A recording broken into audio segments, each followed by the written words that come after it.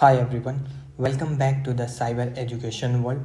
Today we are breaking down one of the most powerful strategy in cybersecurity, defense in depth. Okay, it is not just a buzzword, it is a layered approach that protect your organization from threats at every level.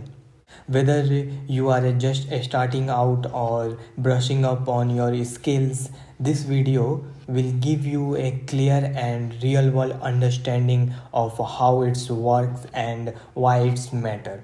Okay, let's break it down together.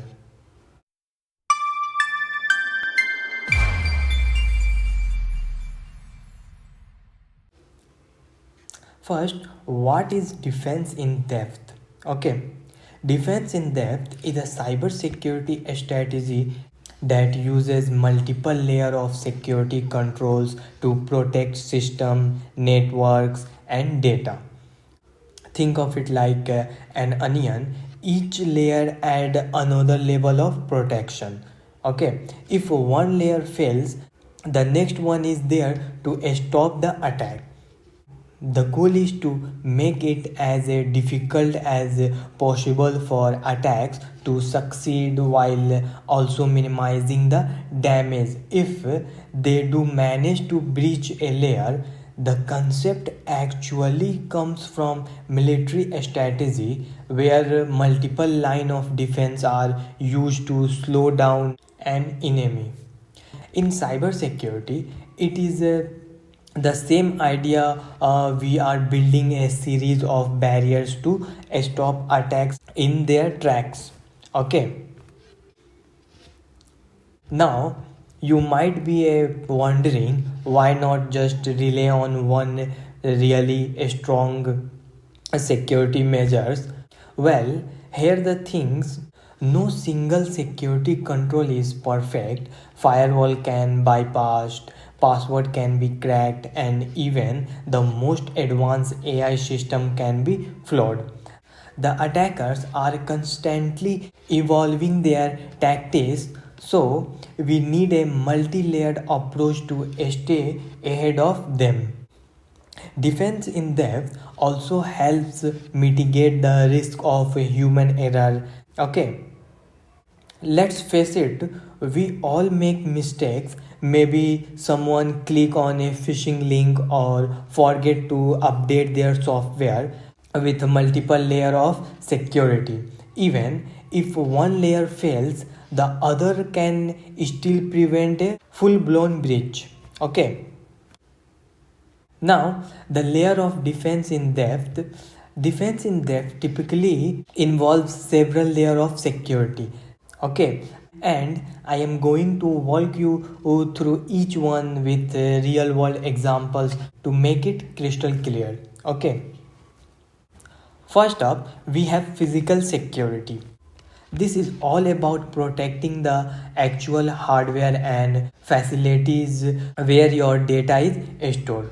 After all, if someone can physically access your server, they can do a lot of damage. Okay, for example, imagine a data center with biometrics, scanners, security guards, and surveillance cameras. Okay, even if an attacker manages to sneak past the guard, they do still need to bypass the fingerprint scanner to get inside. That is physical security in action. Next, we have network security. This layer focuses on protecting the flow of data across your network. It includes things like firewall, intrusion detection system, and a virtual private network. Okay. For example, let's say an attacker try to send a malicious traffic to your network. A properly configured firewall would be a block that traffic before it even reaches your systems. And if something suspicious does get through, and IDS would detect it and alert your security team. Then there is a endpoint security. which protects individual devices like laptop, smartphones, and servers. Okay, this include antivirus software, endpoint detection and response tools, and regular software updates. Okay, for example, suppose an employee accidentally downloads malware onto their laptop, antivirus software would detect and quarantine the malware, while EDR tools would provide detailed information about their attacks and helping your team respond quickly. Moving on, we have application security. This layer ensures that the software you use is secure from the code it is built with to the way it's deployed. Okay, techniques includes code reviews, penetration testing, and web application firewall. For example, a hacker try to exploit a vulnerabilities in your computer's website.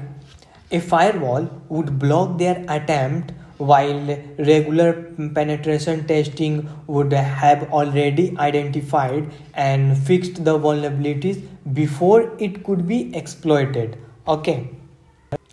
Now let's talk about data security. This layer is all about protecting your data, whether it is at rest or in transit or in use. Encryption, access control, and data loss prevention tools are key here. For example, even if an attacker managed to steal a file, encryption would make it unreadable without the decryption key. And if they try to exfiltrate sensitive data, a DLP system would detect and block the attempt. Okay.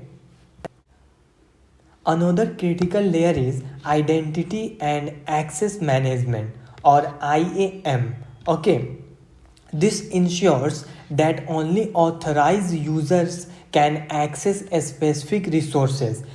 It includes multi-factor authentications or rule-based access controls and a strong password policies.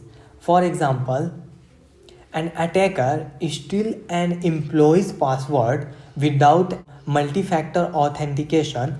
They do have full access to the system, but with multi-factor authentication enabled, they do be stopped in their tracks when prompted for a second form of verification, like a fingerprint or a one-time code. Okay. Last but definitely not least, we have security awareness training. This layer focuses on educating employees but cybersecurity best practices like recognizing phishing email and avoiding risky behavior. Okay, for example, an employee receive a phishing email that look legitimate. Thanks to their training, they recognize the red flags like a suspicious sender address and report the email instead of clicking on the link. Okay. So, how do all these layers work together? Let's say an attacker try to breach a company's network. They might start by sending a phishing email to an employee. If the employee falls for it and click the link, the endpoint security layer would detect the malware. If the malware somehow gets through, the network security layer would block its communication with the attacker's server. And even if the attacker managed to steal data, the encryption would render it useless. Okay, at every step, the attacker faces another obstacle, making it harder and harder for them to succeed. That's the power of defense in depth. Okay. Alright, so how can you implement defense in depth in your own organization? Okay, Here are a few key steps. First, access your risk. Okay, identify your most critical assets and the threats they face. Second one is layer your defenses. Implement security controls at every level, from physical security to employees training. Okay. Third one, monitor and respond. Use tools like SIEM, security information and event management to detect and respond to threats in real time. Fourth one, test and improve. Test your defenses through penetration testing and upgrade them as needed. Okay. Remember, defense in depth is not one time things, it is an ongoing process. As threats evolve, so should your defenses. Alright, that is it for today's deep dive into defense in depth. I hope this video helped you understand why this strategy is so important and how it's work in practical. Okay. If you found this helpful, don't forget to give a thumbs up and subscribe to Cyber Education World and hit the notification bell so you never miss a video. And as always, okay, let me know in the comments if you have any questions or topics you do like me to cover in future videos. Okay, thank you for watching and I will see you in the next one. Stay safe out there. Okay.